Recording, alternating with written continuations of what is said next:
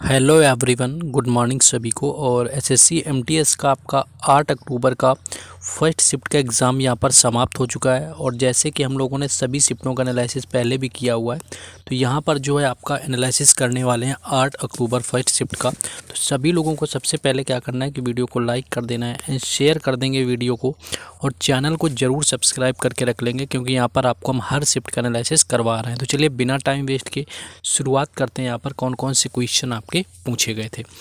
पहला क्वेश्चन आपका आया हुआ था कि स्वच्छ भारत मिशन किसके जन्मदिन पर शुरू किया गया था। तो महात्मा गांधी इसका राइट आंसर हो जाएगा, यानी कि महात्मा गांधी के जन्मदिन पर क्या होता है, आपके स्वच्छ भारत मिशन की शुरुआत करी गई थी। और स्वच्छ भारत जो मिशन की शुरुआत है आपकी 2 अक्टूबर 2014 को करी गई थी, यानी कि ये आपकी स्वच्छ भारत मिशन की शुरुआत करी गई थी जब केंद्र में नरेंद्र मोदी जी प्रधानमंत्री बने। तो उन्होंने 2 अक्टूबर 2014 को स्वच्छ भारत मिशन की शुरुआत करी। इसके बाद 2019 में फिर से इसको आपका रिन्यू किया गया था। तो ये जो है आपका जन्मदिन पूछा गया था, तो ये महात्मा गांधी के जन्म दिवस पर आपके आधारित था। तो महात्मा गांधी इसका राइट आंसर था। नेक्स्ट क्वेश्चन एक और देखिए, महात्मा गांधी से ही क्वेश्चन पूछा गया कि 1 तारीख 1 घंटा 1 साथ, ये है आपका किसका थीम रहा हुआ था। तो इस थीम की मैं बात करूं तो ये जो थीम थी आपकी, ये भी क्या है कि आपकी गांधी जयंती की थीम रही हुई थी। तो ये भी गांधी जी से क्वेश्चन देखने को मिला। तो 1 तारीख 1 घंटा और 1 साथ जो है आपका गांधी जयंती की थीम थी। और ये किस वर्ष की थीम थी, तो ये 2023 की थीम थी, यानी 2023 की थीम थी।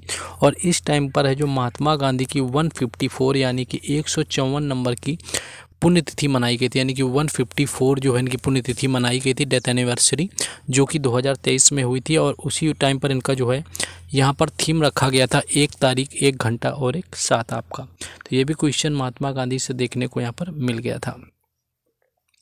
नेक्स्ट क्वेश्चन है कि रुक्मणी देवी अरुंडेल किससे संबंधित है। यहाँ पर किससे का मतलब इनका डांस है, यानी कि कौन से नृत्य से रिलेटेड है, कौन सा नृत्य है। तो अगर मैं नृत्य की बात करूँ तो यहाँ पर भरतनाट्यम आपका राइट आंसर हो जाएगा, यानी कि भरतनाट्यम जो है डांस से इनका रिलेशन है। और यहाँ पर भरतनाट्यम आपको पता भी होगा कि ये तमिलनाडु का है आपका क्लासिकल डांस। इसके साथ साथ और क्या याद रख सकते हैं, एक क्वेश्चन इनसे और बनता है कि राज्यसभा के लिए नामित होने वाली, यानी कि पहली नृत्यांगना कौन बनी भारत की जिनको राज्यसभा के लिए नॉमिनेट किया गया था। तो राज्यसभा के लिए नॉमिनेट होने वाली जो पहली डांसर बनी हुई थी नृत्यांगना महिला, वो थी आपकी रुक्मणी देवी अरुंडेल। तो ये भी क्वेश्चन कई बार पूछा गया है कि राज्यसभा के लिए नामित होने वाली पहली जो आपकी नृत्यांगना है वो कौन है। देखिए प्रीवियस ईयर से क्वेश्चन पूछे जा रहे हैं, तो जो लोग अभी तक पीडीएफ वगैरह नहीं लिए उनको मैं बता दूं कि अगर आपने एमटीएस 2022 और 2023 के जो जीके जीएस हैं उनके क्वेश्चंस की पीडीएफ अभी नहीं पड़ी हुई है, तो मैं आपको बता दूं कि ये पहली चीज़ तो हमने एक ई बुक ये तैयार की हुई है, पीडीएफ फॉर्मेट में आपको मिलेगी। इसमें 2024 के आपके जो भी एग्ज़ाम हुए हैं, सिलेक्शन पोस्ट हो गया, सीपीओ हो गया, सीएचएसएल हो गया, इनके क्वेश्चन इसके अंदर मैंने डाले हुए हैं with extra fact topic wise 40 topic add किए हुए हैं। साथ ही साथ आपको अलग से हम पीडीएफ देंगे 2022 और 2023 की, जो भी जीके जीएस का क्वेश्चन पूछा गया, क्योंकि प्रीवियस ईयर क्वेश्चन काफ़ी ज़्यादा आता है। तो इन दोनों की पीडीएफ हम आपको प्रोवाइड करा रहे हैं ओनली 49 रुपीज़ में इन एमटीएस 2022 और 2023, प्लस साथ में ई बुक भी देंगे। और ये आपके हिंदी एंड इंग्लिश दोनों लैंग्वेज में रहने वाला है। ये आपका नंबर दिया हुआ है, जो लोग पहले ले चुके हैं वो लोग स्किप कर सकते हैं इस जगह का वीडियो। बाकी जो लोग लेना चाहते हैं वो लोग परचेज़ कर सकते हैं। अब आ जाएंगे अपने हम लोग टॉपिक के ऊपर। टॉपिक की मैं बात करूं, आपका रुक्मणी देवी हो गया आपका।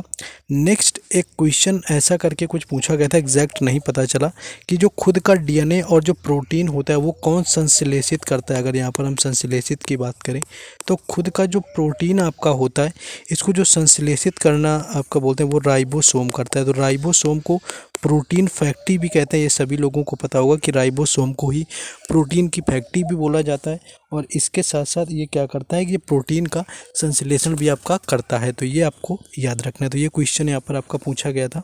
बाकी देखिए क्वेश्चन में अगर चेंज होगा तो आप लोग बता देंगे, जिससे कि क्वेश्चन को जब पीडीएफ हम आपको टेलीग्राम चैनल और व्हाट्सएप चैनल में रात में प्रोवाइड कराएंगे तो वो वहाँ पर हम आपको सही से दे सकते हैं। ये सारी पीडीएफ आपको टेलीग्राम चैनल पर मिलेंगी, उसके जो लिंक हैं डिस्क्रिप्शन में दिए गए हैं, तो वहाँ से भी जा कर के सभी को जुड़ जाना है।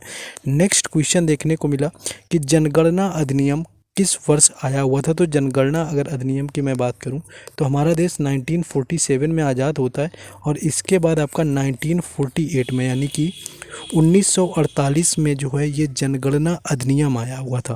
तो 1940 का अधिनियम था और इसी अधिनियम के तहत आपके 1951 में जो है जनगणना करी गई थी। आपकी लेटेस्ट जो आपकी सबसे जनगणना है वो 2011 में करी गई थी, जो कि आपकी थी 15वें नंबर की। ये चीज़ भी याद रखना है।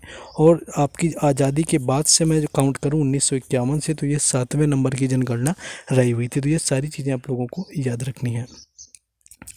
नेक्स्ट क्वेश्चन है कि 2011 जनगणना के अनुसार सबसे ज़्यादा हिंदू किस राज्य में है। जिसकी मैं बात करूं तो हिमाचल प्रदेश इसका राइट आंसर हो जाएगा।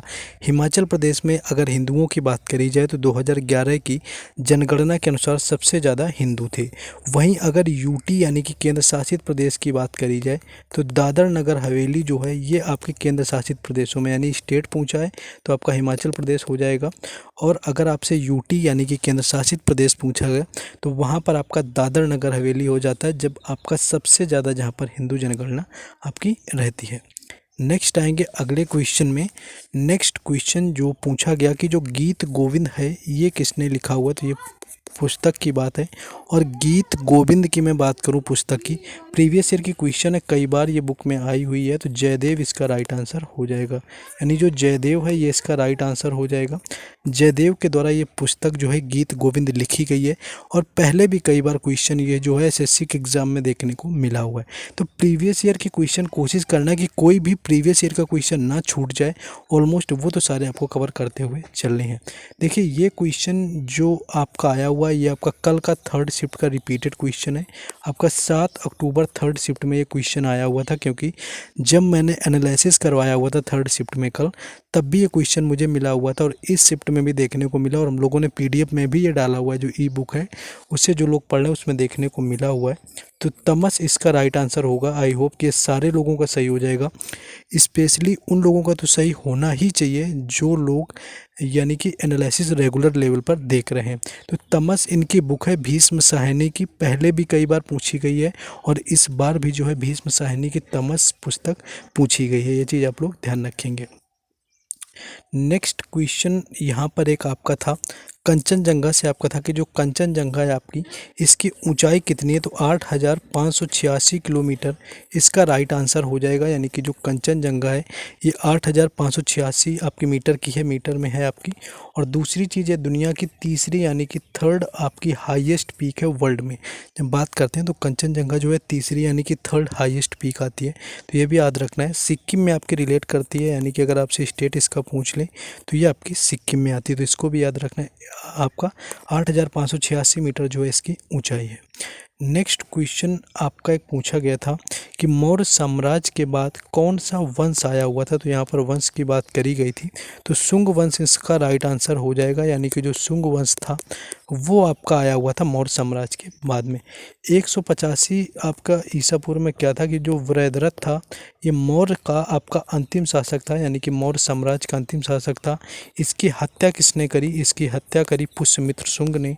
और पुष्यमित्र शुंग ने इसकी हत्या करके यहाँ पर शुंग वंश की स्थापना कर दी थी। तो पुष्यमित्र शुंग ने किया हुआ था हत्या, तो शुंग वंश की स्थापना करी। इसके बाद अगर आपका वंश पूछ ले तो इसके बाद है आपका कर्ण वंश आता है। अगर आपके पुष्यमित्र शुंग का जो शुंग वंश था अगर इसके बाद का वंश पूछेंगे तो कर्ण वंश आपका आ जाएगा, जिसकी स्थापना वासुदेव कर्ण ने करी हुई थी। ये भी क्वेश्चन आपका रिपीटेड है क्वेश्चन। नेक्स्ट क्वेश्चन है कि जब PbSO4 यानी कि जो आपका लेड होता है वो कॉपर सल्फेट से क्रिया करता है आपका, तो ये आपका लेड सल्फेट बन जाता है और इसमें Cu क्या होता है ये आपका अलग हो जाता है। और ये अलग होने का कारण क्या होता है कि जो Pb होता है ये आपका क्या होता है अधिक क्रियाशील, यानी कि जो Pb होता है ये आपका अधिक क्रियाशील होता है। तो ये क्या करता है कि ये कॉपर को अलग कर देता है। तो ये अधिक क्रियाशील की वजह से कॉपर को अलग कर देता है। तो ये चीज़ याद रखेंगे। नेक्स्ट क्वेश्चन एक आपका पोर्ट से रिलेटेड क्वेश्चन आया हुआ था कि 2023 के सर्वे के मुताबिक आपके पब्लिक सी पोर्ट पूछे गए थे, यानी कि बंदरगाह आई थिंक आपसे पूछे गए थे। बाकी अगर कुछ चेंज था तो आप लोग बता देंगे कमेंट में जिनका आज एग्ज़ाम था। तो 13 कुल आपके बंदरगाह हैं, 13 इसका राइट आंसर हो जाएगा। तो ये आपका 13 बंदरगाह पब्लिक सी पोर्ट अगर आपसे पूछे गए हैं। नेक्स्ट आगे हम लोग पढ़ेंगे तो देखिए क्वेश्चन ऑलमोस्ट यही थे, इतने ही मिले हुए। तो जिनका आगे एग्ज़ाम है, सेकेंड शिफ्ट में है या थर्ड शिफ्ट में है, वो लोग पहली चीज़ तो क्वेश्चन सेंड करेंगे आगे जिनका एग्ज़ाम है, और दूसरी चीज़ जो ई बुक लेना चाहते हैं वो ले सकते हैं। बाकी डू सब्सक्राइब द चैनल, क्योंकि हर शिफ्ट का एनालिसिस मैंने आपको दिया हुआ है, और इसके साथ साथ क्या है कि हम आपको आगे भी देते रहेंगे लास्ट डे के एग्ज़ाम तक। बाकी मिलते हैं सेकेंड शिफ्ट में। जय हिंद।